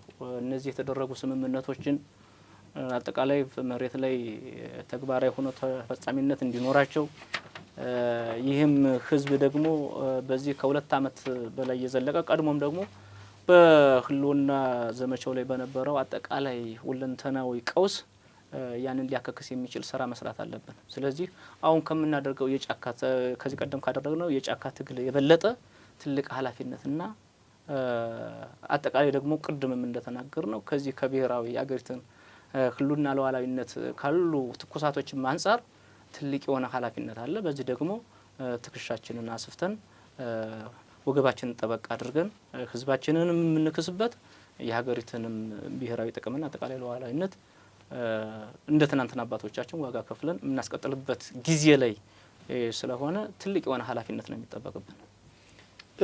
አሁን ከስምምነት ውጭ ያለው አካል ብዙ ጊዜ በሶሻል ሚዲያ በራሳቸው በሚያስነግሩትም ስለምናይ እኛ ነን ግዙፍ የአማራ ክልል ግዙፍ ድርጅት እኛ ነን። አፋሕድ መጀመሪያም እኛ ያልፈለግናቸው በዲሲፕሊን በተለያየ ነገር ያባረርናቸው ናቸው። አብረውን ከኛ ጋር ሆኖ በጽናት ሊቆዩ ያልቻሉ የብልጽግና ተላላኪዎች ናቸው ትባላላችሁ።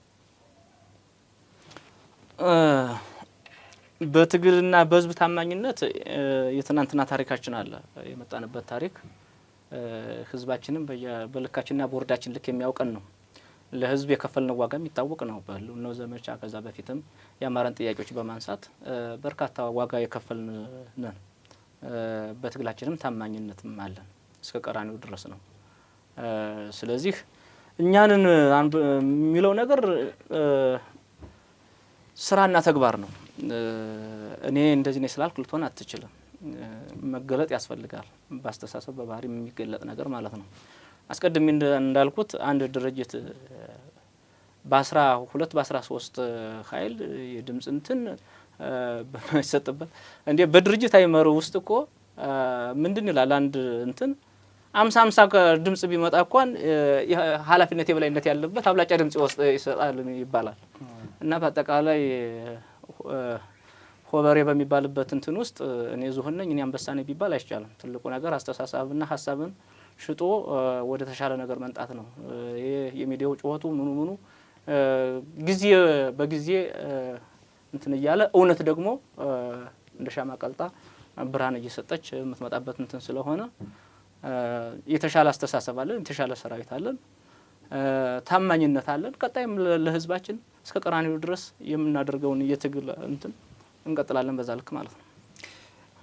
እንደው አሁን ባለፈው የመስከረም 14 ጀምሮ ዘመቻ አደማሊ የሚል አውጆ ነበር። ያ ቡድን ባወጀበት ጊዜ ካፒቴን ማስረሻ ሰጤ ብቅ ብለው በትግል ሰዓት ነው እያልኩ ያለሁት በነበረው በግጭቱ ሰዓት ከስምምነት በፊት ብቅ ብለው ያው የተናገሩት ምንድን ነው? በቅንቡላ በበሰበሰ ቅንቡላ የአማራ ትግል አይሸጥም አሉ። ምን ማለት ነው? አጠቃላይ ያው ከቅድም ካልኩ አርግዛ ከህወሓትና ከሌሎች የሀገሪቱን ብሔራዊ ጥቅም ከሚዳፈሩና መተላለፍ ከሚፈልጉ ኃይሎች ጋር የተያያዘ ሀሳብ ነው ካፒቴን እንትን ያለው። በመሰረቱ ካፒቴን ሀሳቡን ይስጠው እንጂ የድርጅት አይመር ነው። አሁን አንዳንድ እንትኖች እነዚህ እጃቸውን ክንዳቸውን በመጠምዘዝ እነዚህ ኃይሎች የሀሳብ ለውጥ ቢያመጣም እንዳፋድ ህወሓትን በጥላትነት ፈርጇል። አራቱም ግዛት የምታስታውሰው ነው። በመግለጫ ደረጃ ላይ በተከታታይ ስንሰጥ ነበረ። ከመነሻውም ህወሓት የአማራ ህዝብ ቋሚ ጠላት ነው፣ ታሪካዊ ጠላት ነው በሚል ነው የተነሳ ነው። ትግላችን ደግሞ ትክክል ነው። ስለዚህ በዛ በነበረው እንትን ያው በሚዲያም በኋላም የተረጋገጠ ነገሮች አሉና የሌሎች ኃይሎች እጅ ነበረበት። ስለዚህ በእኛ በኩል ደግሞ ትልቅ እንትን ነበረ። ይሄንን እንደ ማማለያ በመጠቀም አጠቃላይ እነዚህን ድጋፎችን ወታደራዊ እንትኖችን እናግዝ በሚል በርካታ ጥያቄዎች የሚቀርቡ ነበሩ፣ ግፊቶች እና በዛ ላይ ደግሞ መሀል ላይ የሚዋልል ነበር። ያንን ሀሳብ በደንብ አድርጎ አጥርቶ ለመሄድ የተጠቀመበት እንትን ነው። በዛ ልክ ነው ትግላችንም የአማራን ህዝብ ትግል በእንደዚህ በጊዜያዊ ጥቅምና በቡድናዊ ፍላጎት ወይም በግል እንትን አሳልፈን ልንሸጥ አንችልም ማለት ነው። ስለማይጠቅም በዛ ልክም ውጤትም ስለማይኖረው ያንን ለማጥራት ነው ሀሳቡ። በዛ ልክ እንትን ነው የድርጅቱ ማስተሳሰብ ነው። አሁን በኋላ ላይ የተፈጠሩ መጨረሻ አካባቢ ላይ በተለይ አሁን ጫካ ላይ ያሉ ከድርጅቱ በኩል ያስተሳሰብ ለውጣት ነው። ለአንድ አመት ከ6 ወር አካባቢ ረቂቅ እንትኑ የፖለቲካ ፕሮግራሙ አጠቃላይ ማኒፌስቶ ሲጸድቅ ሰፊ የሆነ ከውጭ እስከ እንትን ድረስ ውይይት አድርገንበት እንትን ያለ ነው። ያንን ጠረጴዛ ውስጥ ከተው ግን ቅድም አሁን እንደምልህ አንዱ ትልቁ መርህ የሀገሪቱን ሉዓላዊነትና የግዛት አንድነት ብሔራዊ ጥቅም በጠበቀ ከዛ ስር ነው የአማራ ትግል የሚደረገው የሚለውን በመርህ ደረጃ ላይ የተቀመጠውን ከዚህ ከፖለቲካ ርዕዮተ ዓለም አንጻር ሁሉን ነገር ወደ ኋላ ትተው በፖለቲካ ርዕዮተ ዓለም ውስጥ ምናልባት በባለፈው እንትን የተደረገ አጠቃላይ ሀገሪቱ የመጣችበት ለሺህ ዘመናት የመጣችበት የታሪክ፣ የፖለቲካ፣ የባህል አስተሳሰብ፣ የሃይማኖት እሱም ፕሪዘርቭ ባደረገ መልኩና አጠቃላይ ደግሞ ተራማጅ ሀሳቤን ሁለቱን ባመጣጠነ መልኩ የፖለቲካ ርዕዮተ ዓለምን እንከተላለን የሚል በማኒፌስቶአችን በኩል ማለት ነው። አሁን በመጨረሻ ላይ ግን በተለይ በዛኛው አሰላልፍ በኩል የአማራ ብሔርተኝነት የሚል ርዕዮተ ዓለም ሲመጣ ያንን ሁሉ እንትን ብለን የሄድንበት ነው። ምክንያቱም አይጠቅምም። የአማራ ብሔርተኝነት እንደ ትግል ማሰባሰብ ያቋት የተጠቀምንበት እንጂ ርዕዮተ ዓለም አይደለም። ርዕዮተ ዓለምን በዚያ ልክም አይቀዳም። ርዕዮተ ዓለም የህዝብ አሰፋፈር፣ ባህል፣ የእምነት አጠቃላይ ሁኔታዎች አውድ የዓለም አሁን ያለችበት የፖለቲካ አጠቃላይ ብዙ ነገሮች ተገናዝበው በዛ ልክ እንትን ማለት ሲኖርበት የአማራ ብሔርተኝነት ነው። የአማራ ብሔርተኝነት ደግሞ አያስኬድም። ብሔርተኝነት ርዕዮተ ዓለም ብናደርግ 3/4 የሚሆን የአማራ ህዝብ ከክልሉ ውጭ እየኖርክ እኔ ብሔርተኛ ሁን ስል ያኛውን በብሔርተኛ ጥግነት ቁም እያልከው እስከሆነ ድረስ ኦሮሞን በብሔርተኝነት ጥግ ውስጥ ቁም፣ ደቡብንም በብሔርተኝነት እንትኑ ያሁኑ ደግሞ የመጣውም ችግር ከዛ አይነት አሰላለፍና ትርክት የመነጨ በመሆኑ አጠቃላይ ይሄ የፖለቲካ የአማራ ብሔርተኝነት ርዕዮተ ዓለም ሊሆንም አይችልም ብለን በሀሳብ ደረጃ ላይ እየወጣንበት ነው ማለት ነው። እና በዛ ልክ ነው ያለው። ይህን ርዕዮተ ዓለም ማምጣታቸው ብቻም ሳይሆን እኔ በሰማው ሰነዱ እጃችን ላይ አለ። ይህን ርዕዮተ ዓለም ማምጣት ብቻ ሳይሆን ሻዕቢያና ወያኔ በጽማዶ ፈጥረን የጋራ ጠላታችን የሆነውን የብልጽግና መንግስትን እንጣል፣ ወልቃይትንም ደግሞ ያው ለትግራይ ኃይሎች እንስጥ፣ ወልቃይትና ራያን ያው በነ ምሪ አማካኝነት የገባ እንደሆነ ይታወቃል። ግን ወልቃይትንም እንድገም አካሄድ እንዳለ ነው የነበረው እና እንደ አፋሕድም በወልቃይት ላይ ያላቸው አቋም ምንድን ነው? እንደ ተቃውሞስ ምንድን ነው ያስተናገዳችሁ? አጠር አድርጌ ለመግለጽ ፈልጌ ነው። ቅድም ከብሔራዊ ጥቅም አንጻር ያልኩህ በዚህ ልክ ነው። ከብሔራዊ ጥቅምና ከአጠቃላይ ከአማራ እንትን አንጻር ብለን የተነሳ ነው። በዚህ ልክ ነው። እኛ ሀገሪትን የአማራ ህዝብ እስካሁን በመጣበት ለሀገር በተጠራ ሰዓት ላይ ቀድሞ ደርሶ አጥንትና ደም ገብሮ የሀገሪትን ሉዓላዊነት እስካሁን ለመጣችበት ለአንድም ጊዜ ሀገሪቱ በባድ እንዳትወረር በተደረገው የትግል ሂደት ውስጥ የአማራ ህዝብ የራሱን ሚና ተጫውቷል። የተለየ ታሪክ አንሰራም። በየትኛውም እንትን አማራ ህዝብ በደል አለው፣ ጥያቄ አለው። ያን ደግሞ በምንጠይቅበትና በምንታገልበት የትግል መንገድ እናስቀጥላለን እንጂ ሀገሪትን እንትን የሚል ወይም ደግሞ የአማራን አጽመ ርስት አንዱ የማንነትና የአጽመ ርስት ጥያቄ ነው። ትልቁ ትግል አስቀድመን እንደተነጋገርንበትንም ይህንንም እንትን ትልቅ እንትን የፈጠረለት ይህንን ትግልም እነዚህ የርስት የማንነት ጥያቄዎች ናቸው። ስለዚህ በዛ በኩል ጥያቄዎች ሲመጡ ይህንን ሀሳብ ይህንን የሚጻረር ነው ብለን የትግላችን መነሻ ይሄ ነው። ብሔራዊ ጥቅም የአማራን ጥቅም የሀገሪትን ብሔራዊ ጥቅም የሚጻረር ኃይል ጋር አንሰለፍም በሚል ከዛ በኩል ደግሞ በዚህ ተሰለፉ በሚል ሂደት ላይ ነው። በዛ ነው። ኦኬ እንደው እስኪ አሁን ሕክምና የተለያዩ ድጋፎች ይደረጋል ይባላል በወያኔ በኩል እስከ መቀሌ ሄዶ መታከም። አዎ በተጨባጭ መረጃዎች አሉ። በደንብ የተረጋገጡ መረጃዎች እስከዚህ ሰዓት ድረስ አይደር ሆስፒታል ላይ እነዚህ የተለያዩ እንትኖች ላይ እንትን ይባላሉ። መሳሪያዎችም ተተኳሾችም አጠቃላይ በርካታ እንትን ይመጣሉ በዛኛው በኩል ማለት ነው። እና ያ የሚታወቅ ነው።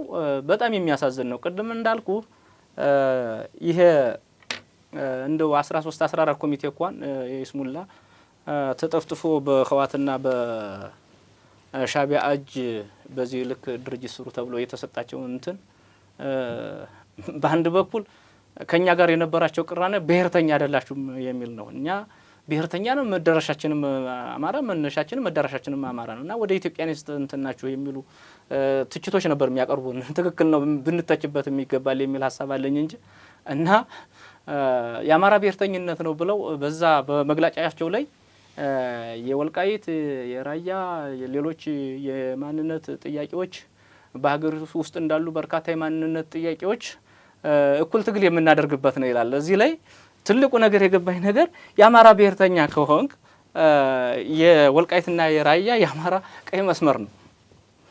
ያኛው ዳብል ስታንዳርድ ትግል ነው። በኢትዮጵያዊነት ማዕቀፍ ውስጥ ሌሎች ብሔር ብሔረሰቦችም ትክክለኛ ማንነታቸውና ርስታቸውን እንዲያገኙ በጋራ የምታደርገው ትግል ነው። በአንድ በኩል ብሔርተኝነት ነን ይላሉ። ያ ምንድነው? ቅድም እንዳልኩ በህወሓት እጅ ተሰርቶ የተሰጠ እንትን ነው እና ግልጽ ነው፣ ይገባናል፣ ህዝቡም ይረዳል። የዲያስፖራው ሚና ምን ነበር በእናንተ ውስጥ? ዲያስፖራው ምናልባት አሁን በምሰጥበት አውድ በመጀመሪያ ሀሳቡን ከመስጠት በፊት ጥቂት የማይባሉ ዲያስፖራዎች እንደ ሀገርም እንደ ህዝብም ተበደለ ብለው አሉታዊ ተጽዕኖ አዎንታዊ ተጽዕኖ የሚያሳድሩ ድጋፍ የሚያደርጉ ምክር ሀሳብ የሚያቀርቡ አሉ። አብዛኛው ግን ይህንን ትግል ትልቅ የሆነ የኢኮኖሚ መደላድል መፍጠሪያ ተደርጎ ያለው እንትን ትግሉንም አጠቃላይ አሁን ካለው እንትን ልጓሙን አስወልቆ ወዳልሆነ አቅጣጫ እንዲያደርስ ያደረገው በተለይ በዲያስፖራውና በዚህ በማህበራዊ ሚዲያው በኩል ላይ ያለው ተጽዕኖ ቀላል ነገር አይደለም። ፍላጎቶች አሉ በስተጀርባ ቅድም ከምንላቸው ኃይሎች በኩል የሚመጣ አለ። ሌሎች ፍላጎቶች አሉ። እያንዳንዱ በራስ ወይም ከሌ ተብሎ በስሙ ወታደር ክፍለ ጦር እንድትሰይምለት መታጊያ ድርጅት እንትን የከሌ ነው በከሌ ልክ የተሰራ ነው እንትን እንደሚል በጣም ፈታኝ የሆነ ቀጣይም ቢሆን አጠቃላይ እንደ ህዝብም ቢሆን ለሀገሪቱም ቢሆን አስቸጋሪ የሆነ ሁኔታ ነው ያለ በዲያስፖራው በኩል። እነዛኞችም ቅድም እንዳልኩ አዎንታዊ ተጽዕኖ ያላቸውን የአማራ ህዝብ ተበድሏል፣ ጥያቄዎች መመለስ አለባቸው ብሎ የሚያቀርቡ አሉ፣ ምሁራኖች አሉ። አብዛኛው ግን ከኡጋንዳ ጀምሮ እስከ አሜሪካ እስከ ጀርመን ድረስ ያሉ የተሰገሰገው ኃይል ይህንን ትግል እንደ ዳቦ መቁረሻ አድርጎ በአጠቃላይ በስሜትና ባልሆነ አቅጣጫ ውስጥ ወደ ሌላ ቅርቃሩን እንዲገባ በማድረግ በኩል ከፍተኛውን ድርሻ የዲያስፖራው ሚና አለበት ብዬ ነው የማምነው። በተለይ በማህበራዊ ሚዲያው በኩል በአክቲቪስቶቹና ሌሎች ኢኒሼቲቮች ማለት ነው። እንግዲህ እስኪ በእኛ በኩል ያለ ጥያቄዎች እነዚህ ነበሩ።